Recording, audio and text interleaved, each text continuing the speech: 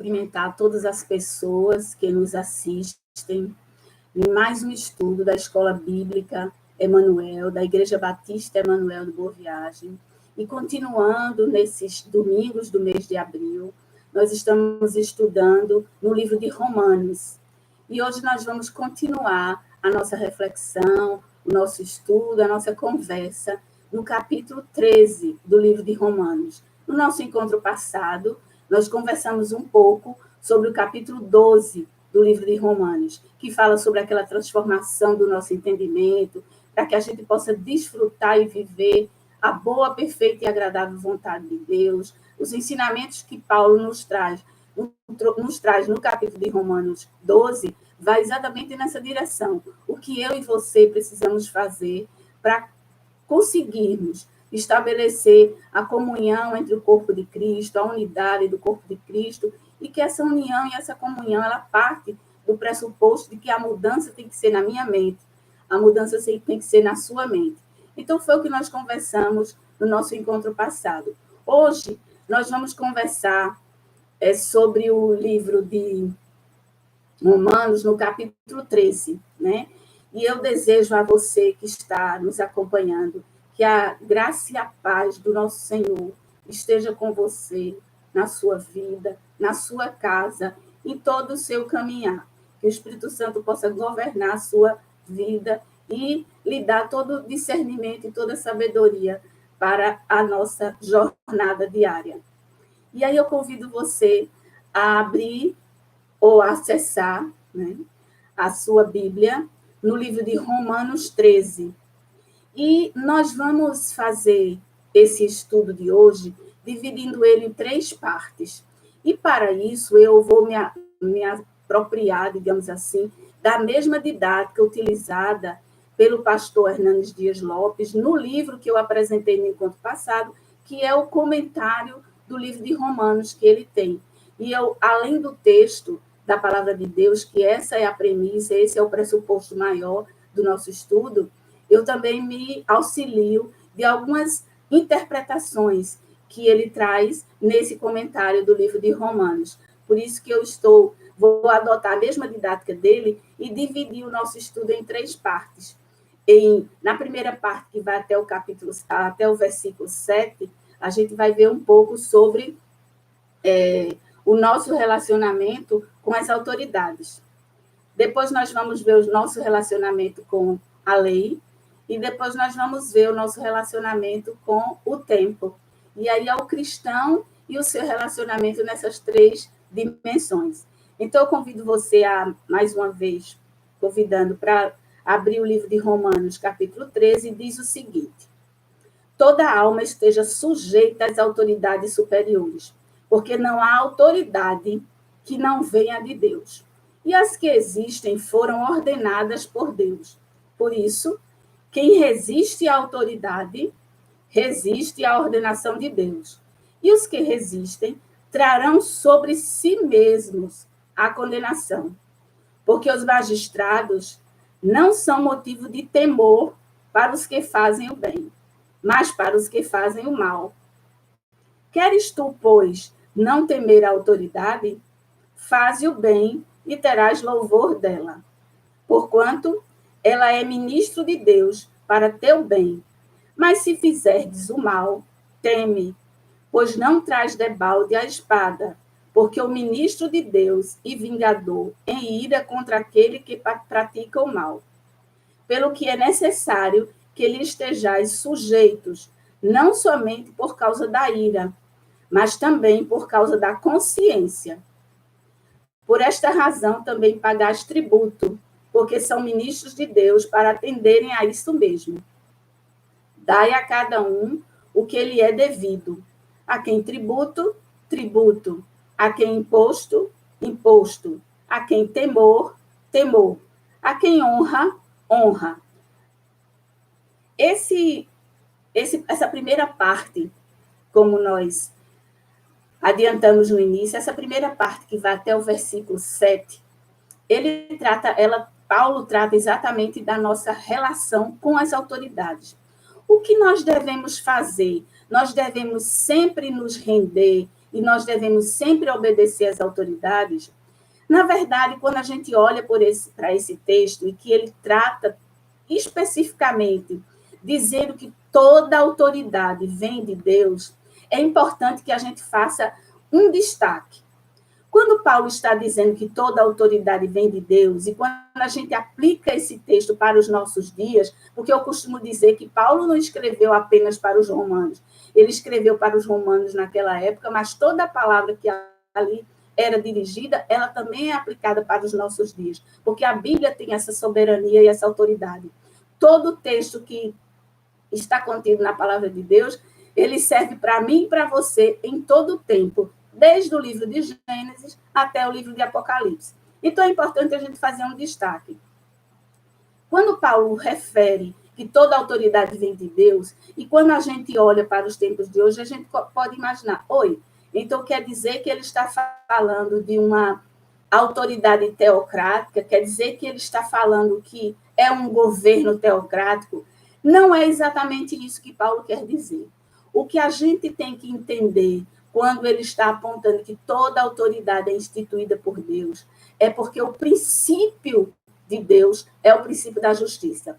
Então, se você vê que uma autoridade está sendo exercida com justiça, com honestidade, com lealdade, aí sim tem a chancela de que essa autoridade está sendo instituída por Deus.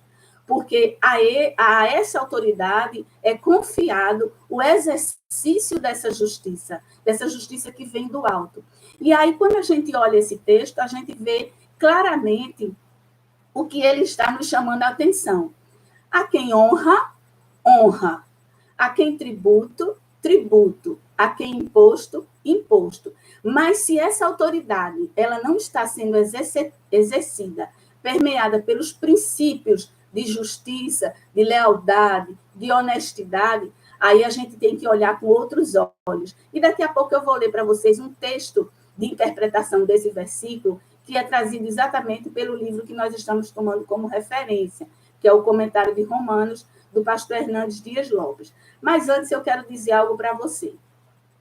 A nossa vida cristã, ela precisa ser permeada, eu costumo dizer que ela precisa ser permeada pelos princípios da palavra de Deus. E qual é a diferença entre eu seguir regras e eu seguir princípios? Existe uma diferença existem várias, né? Mas eu quero destacar pelo menos uma delas. Eu preciso, enquanto cristão, exercer a minha vida e lidar com a minha vida permeada pelos princípios da palavra de Deus, não porque eu tenha receios de sanções humanas. Por exemplo, se alguém transgride a lei dos homens, furtando algo, por exemplo, ele então vai ser punido, vai ser processado, vai ter uma sanção sobre aquela conduta daquela pessoa.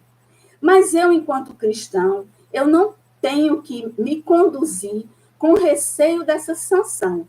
Eu tenho que me conduzir com receio dos princípios da palavra de Deus. E o que é que o princípio da palavra de Deus fala sobre isso? Está lá, nos 10 mandamentos. Não furtarás. Então, eu e você, todo cristão, ele precisa não ter a conduta que transgride a sanção à lei humana, não porque ele tenha receio da sanção humana, mas porque ele tem receio, ele permeia a vida dele baseada nos princípios da palavra de Deus.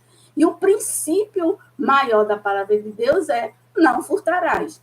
Tem outros. Nós sabemos que os 10 mandamentos, ele fala não roubarás, não cobiçarás, mas eu trouxe esse exemplo de algo que é uma conduta humana e que, se ela for transgredida, ela sofre uma sanção humana também, para fazer esse paralelo na nossa conduta, na conduta do cristão genuíno, naquele que crê que a palavra de Deus é, de fato, a inspiração, é, de fato, a sua conduta de regra e prática, e ele acredita que é realmente inspirada por Deus para me dar a lição adequada para o meu dia a dia.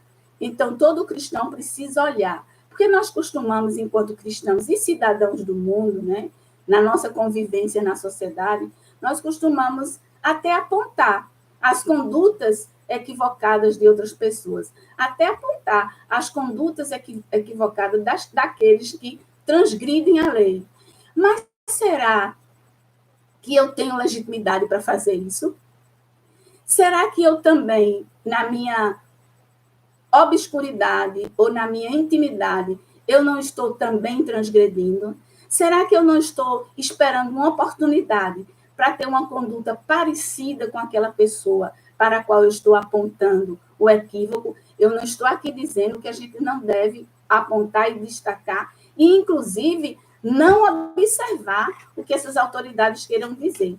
Mas eu estou dizendo que, quando eu estou dizendo que alguém precisa andar com justiça, com honestidade, com lealdade, eu tenho que partir do pressuposto que eu também, enquanto cristão, não posso esquecer que essa precisa ser a minha conduta. E quando eu falei sobre a conduta da autoridade, e essa autoridade, né, instituída e dada por Deus, porque é pelo princípio da justiça, da lealdade, da honestidade, né? Eu vou ler para vocês o comentário que o pastor faz no livro dele sobre esse versículo exatamente. Ele diz assim, aspas, quando a autoridade foge do seu caminho, quando deixa de ser ministro de Deus para fazer o bem e punir o mal, quando oprime, quando se corrompe, quando torce as leis ou elabora leis injustas de opressão, quando cria meios e instrumentos para expoliar os fracos, quando suborna os tribunais, quando arrebata o direito do inocente, quando ama o luxo e esquece a fome e a miséria do povo a quem governa, quando promove a idolatria e induz o povo a se desviar, quando colabora com a depravação moral e o desbarrancamento da virtude, então esse governo precisa ser alertado. Precisa ser alertado como João Batista alertou Herodes, o rei Herodes, como Amós alertou Jeroboão II, como os apóstolos alertaram o sinédrio judaico, como Lutero alertou a aristocracia feudal, como Calvino alertou os tecnocratas genebrinos, como João Wesley condenou o tráfico de escravos na Inglaterra, como Charles Finney alertou sobre a impiedade da escravidão na América, como Dietrich Bonhoeffer ergueu sua voz contra o nazismo alemão. Quando o autor faz esse comentário, logo eu acredito que nossa memória vem logo à tona, nossa memória, muitos comportamentos e muitas atitudes de pessoas que exercem autoridade, mas que não a exercem permeada nos princípios da justiça, da honestidade, da lealdade e outros atributos que são atributos do Senhor, que são atributos divinos, mas que isso não está se referindo a uma teocracia. É importante dizer isso, porque o governo é do Senhor, porque ele tem o domínio de todas as coisas. E nós precisamos estar atentos para olhar para quais são os princípios que a palavra de Deus me aponta para que eu me conduza na minha vida cotidiana, no meu dia a dia, na minha vida com o meu vizinho, na minha vida com o meu colega de trabalho, enfim, na minha vida. Eu estou conduzindo a minha vida e agindo de forma correta apenas porque eu tenho receio de ser punida ou de receber alguma advertência ou de responder a algum processo, ou eu estou me conduzindo da forma como devo me conduzir e como o Espírito Santo que habita em mim e você me oriente, nos orienta a conduzir, porque o princípio é esse. Então, essa é uma pergunta que cada um de nós precisa responder. Eu preciso, quando verifico que alguém ou alguma autoridade está se conduzindo de forma inadequada, se conduzindo de maneira injusta, de maneira incorreta, né? De maneira desleal, sem realmente cumprir essa justiça, porque Deus é amor, Deus é justiça. Então, se eu estou verificando isso, a essa autoridade eu não tenho que me render. Eu tenho que, de fato, entender que eu preciso fazer como o Martin Luther King fez certa vez. A igreja, ela precisa ser a consciência do Estado. ela não precisa ser serva nem senhora do Estado, mas ela precisa ser a consciência. Então, o cristão hoje precisa entender que precisa ser essa consciência do Estado, essa consciência das autoridades, para que o exercício dessa autoridade esteja, de fato, permeada nos princípios da palavra de Deus. E isso é o que nós precisamos, a cada dia, perseguir no nosso dia a dia, nas nossas tarefas diárias, no nosso caminhar diário. E, continuando o texto, né, a gente vai encontrar os versículos. O texto de Romanos 13 só tem 14 versículos, é um texto curto. E agora a gente vai ver essa segunda parte que eu coloquei no início, e falar um pouco sobre o relacionamento com a lei. E aí, o que é que diz o versículo, a partir do versículo 8?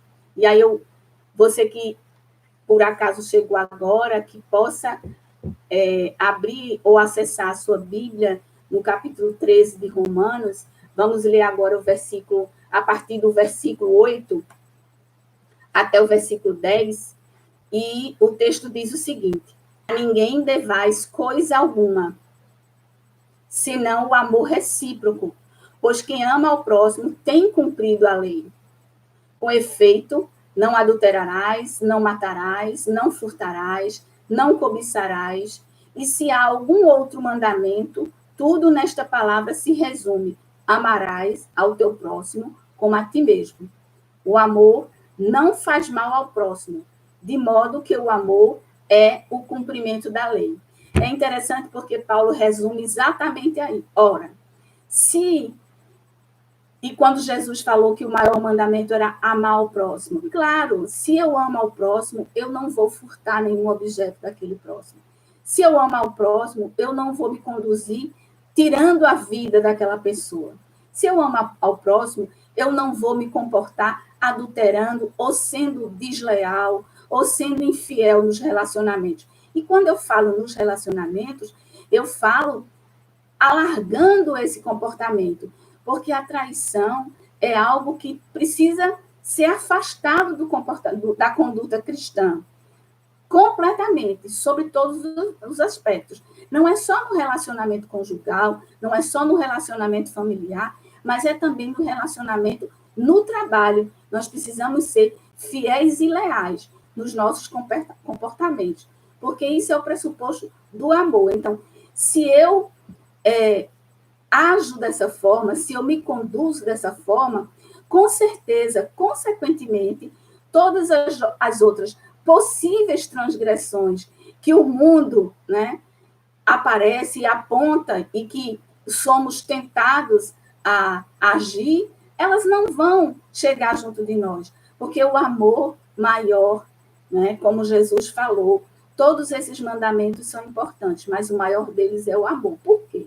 Repetindo, porque o amor, quando eu amo ao outro como a mim mesmo, parto do princípio de que eu não vou tomar nenhuma atitude, eu não vou ter nenhum comportamento que atinja a outra pessoa, quer na sua integridade física, quer na sua integridade moral, quer na sua integridade emocional, quer na sua integridade pessoal, enfim, em qualquer que seja a dimensão da vida da pessoa, ela vai estar protegida pela minha e pela sua conduta, pelo meu e pelo seu comportamento, pelo princípio da palavra de Deus, do amor, que é o maior mandamento. Então, esse nosso relacionamento com a lei, reforçando o que eu já havia falado agora há pouco, ele está intimamente ligada a eu enquanto cristão, a você enquanto cristão, permear a vida pelos princípios da palavra de Deus e pela justiça de Deus, que está entrelaçada no amor, na justiça, na lealdade, na honestidade, né? E outros atributos que nós sabemos que a palavra de Deus nos aponta. E para concluir o texto, né, do capítulo 13 de Romanos, a gente vai ler a partir do versículo 11 até o versículo 14, o nosso relacionamento com o tempo, né? Como eu disse no início, a gente faria a divisão em três, didaticamente, em 3 pontos, tomando como referência a mesma técnica adotada pelo autor que nós estamos estudando, tomando ele como referência de interpretação também. A partir do versículo 11 do capítulo 13 de Romanos, diz o seguinte: e isso fazei, conhecendo o tempo, que já é hora de despertardes do sono. Porque a nossa salvação está agora mais perto de nós do que quando nos tornamos crentes. A noite é passada e o dia é chegado. Dispamo-nos, pois, das obras das trevas e vistamo-nos das armas da luz. Andemos honestamente, como de dia, não em glutonarias e bebedeiras, não em impudícias e dissoluções, não em contendas e inveja, mas revesti-vos do Senhor Jesus Cristo, e não tenhais cuidado da carne em suas concupiscências. O texto fecha realmente de uma forma maravilhosa, chamando a nossa atenção para a nossa conduta, reforçando que nós precisamos abrir os nossos olhos. E quando eu penso em abrir os nossos olhos, me remete muito a um texto da palavra de Deus, quando fala: vigiai e orai. A nossa conduta no nosso dia a dia, nos nossos relacionamentos, no nosso trabalho, onde quer que estejamos, nós precisamos estar sempre com os nossos olhos e ouvidos bem atentos. Bem atentos para que não caiamos em ciladas. Porque as ciladas que nos apresentam, elas vêm, às vezes, travestidas de pessoas envolventes. E eu não estou falando aqui apenas no que diz respeito, porque quando a gente fala essa expressão, logo a nossa mente remete às questões da infidelidade conjugal, do adultério. Não estou falando disso, não. Eu estou falando em todas aquelas coisas que, de alguma forma, desviam a nossa atenção, desviam o nosso foco e nos conduz a ter atitudes e comportamentos que estão dissociadas do que a palavra de Deus nos diz, estão dissociadas do que o Espírito Santo que habita em mim e você quer que nós façamos. Então, por isso que a palavra de Deus nos alerta: vigiai e orai. Precisamos estar sempre intercedendo uns pelos outros. Precisamos estar sempre intercedendo pela nossa nação, né? Que estamos vivendo momentos difíceis, mas que cabe a mim e a você, enquanto igreja, enquanto cristão, estar atento e percebendo que o que Deus espera de mim e você é que eu esteja tendo uma conduta e um comportamento permeado nos princípios da palavra de Deus, mas sem esquecer a nossa submissão a Ele, sabendo que Ele é o dono de todas as coisas, sabendo que Ele é soberano em tudo, mas sabendo que a minha e a sua conduta, partindo do princípio desse texto do capítulo 13 de Romanos, que nós precisamos estar alertas, precisamos estar preparados, né? Precisamos estar atentos, né, para nos conduzirmos de forma adequada. E aí, para suporte nosso e para chamar a minha e a sua atenção, eu quero deixar mais 2 textos também que tem na palavra de Deus. Um deles está no Velho Testamento, que foi um texto de Abacuque, e uma inquietação que ele apresentou. Está lá no capítulo 2, no capítulo 1 do livro de Abacuque, versículos de 2 a 4. E diz o seguinte: até quando, Senhor, clamarei eu e tu escutarás? Ou gritarei a ti violência e não salvarás? Por que razão me fazes ver a iniquidade e a opressão? Pois a destruição e a violência estão diante de mim. Diante de mim, há também contendas e o litígio é suscitado. Por esta causa, a lei se afrouxa e a justiça nunca se manifesta, porque o ímpio cerca o justo, de sorte que a justiça é pervertida. Quando Abacuque estava inquieto com isso, com tudo que ele via, e indagou a Deus sobre todo aquele comportamento, essa mesma inquietação, essa mesma indignação precisa passar na minha e na sua cabeça. Porque, olha, o ímpio continua cercando o justo para que o juízo saia pervertido. Não é diferente nos tempos de hoje. Nós vivemos situações assim cada dia da nossa vida. Nós escutamos as coisas. E por isso nós precisamos estar cada vez mais atentos, né? E para mim e para você, Paulo dá um alerta.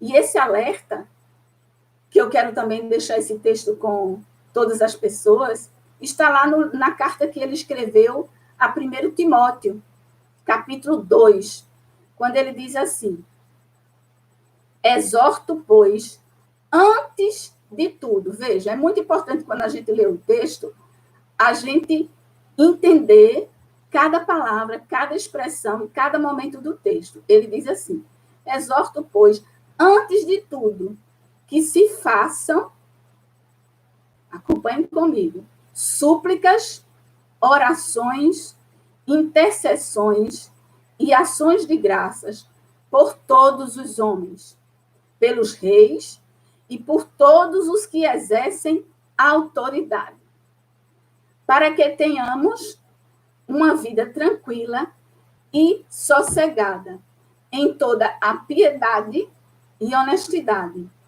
pois isto é bom e agradável diante de Deus nosso Senhor, o qual deseja que todos os homens sejam salvos e cheguem ao pleno conhecimento da verdade. Olha, quando eu leio esse texto, eu fico a imaginar, ora, eu enquanto cristão, você enquanto cristão, nós que cremos no Senhor e que sabemos que Ele é o dono de todas as coisas, precisamos entender que quando Paulo nos exorta a interceder pelas autoridades, ele está exatamente dizendo que é o nosso compromisso. Eu não posso e não devo apenas assumir o papel de atingir, de apontar, de acusar a autoridade. Eu não estou dizendo que a gente precisa e que a gente, enquanto cristão, deve compactuar com aquelas condutas que não condizem com a justiça. Eu não estou dizendo isso. Eu estou dizendo que, para além de apontar e de enxergar as condutas que não estão baseadas nos princípios da palavra de Deus, eu, enquanto cristão, que creio que a palavra de Deus é a minha conduta e a minha regra de convivência, eu preciso também olhar para esse texto e interceder pelas autoridades. E o texto fala algo bem interessante. Quando ele diz no início, antes de tudo, é antes de qualquer coisa. É antes que eu acuse, antes que eu aponte, eu tenho que interceder. E mais lá na frente, no versículo 2, quando ele diz assim, para que tenhamos, olha, precisamos exortar, precisamos interceder pelas autoridades, para que tenhamos uma vida tranquila e sossegada. Ou seja, existe uma promessa, e existe um compromisso, meu e seu, de interceder pelas autoridades. Na perspectiva de que é desejo de Deus que todas as pessoas sejam alcançadas. É desejo dele que todas as pessoas transformem as suas vidas, tenham a oportunidade de ter as suas vidas transformadas para que nas suas vidas habitem os princípios da palavra de Deus, principalmente justiça, honestidade, lealdade, né? Respeito, amor, todos esses atributos que são muito importantes na nossa convivência. E eu finalizo desejando a todos e a todas as pessoas que nos acompanham que o Senhor esteja com cada um, que esta semana seja mais uma semana permeada pelos princípios da palavra de Deus. Que você e eu, de fato, escutem o que o Espírito Santo quer nos dizer e deixe que ele conduza nossas ações, porque o amor é o mandamento maior. E se eu tenho ele como referência na minha vida, com certeza, as demais coisas, elas vão acontecendo. E sabedoria e discernimento vão chegando junto de mim. E eu vou conseguindo, de forma legítima, conduzir o meu comportamento, as minhas atitudes, baseadas nos princípios do que Deus espera de mim e o que Ele espera de cada um de vocês. E, para finalizar, eu gostaria de agradecer. Hoje eu consigo ver todas as pessoas que estão acompanhando aqui, né? Todos os comentários. Eu espero que vocês, cada um tenha sido abençoado. Eu espero que fique chancelado no seu coração somente aquilo que eu disse, que foi o Espírito Santo conduzindo. Fora disso, que não fique chancelado no seu coração, mas que você possa cada dia mais entender que a nossa vida precisa ser permeada pelos princípios da palavra de Deus.